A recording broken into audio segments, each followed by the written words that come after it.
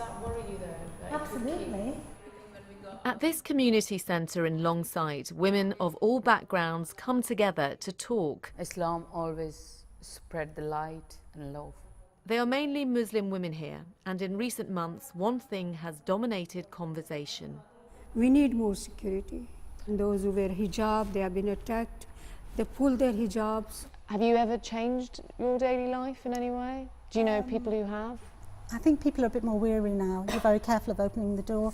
You won't go out at certain times of night. You'll make sure that you're in groups, especially with the children. You make sure they're with you at all times.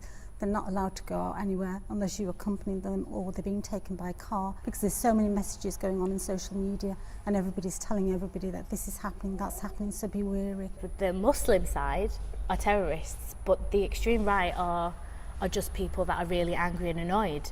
Well, no, you're both terrorists. If non-Muslims can't justify what they're doing, why do I have to sit and justify what these extremists, whatever you want to call them, are doing? Since Manchester, we have seen women absolutely scared of going out on their own. They are worried, they don't know what's going to happen, who's going to attack them, and they actually do fear going out. So do you think the attack at Finsbury Mosque was bound to happen? I think that was inevitable. I think we are living, every day we live in fear.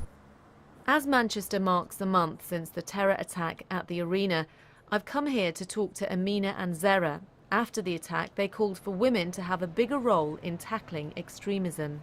Let's not pretend this is about, one community. There's a rise in violent behaviour in our societies across the globe, and of course we see that in the UK. So what we've got to do is say that we will not tolerate that. As a society that believes in equality for all and has values that we all, agree to and we have fought for, we will fight for those values based on us as human beings and based on us as British citizens. Anything like the attack in Finsbury Park happens, where obviously it's emotive, it's painful, it's heinous, and emotions are going to be at their most extreme, but also they're going to be people who use it to their own political ends. And we've seen that on social media, where people have been promoting one agenda, whereas if you look at the commonality, most people are just horrified and want to try and help and create better community relations where something like this won't happen. Nomi Iqbal, BBC News.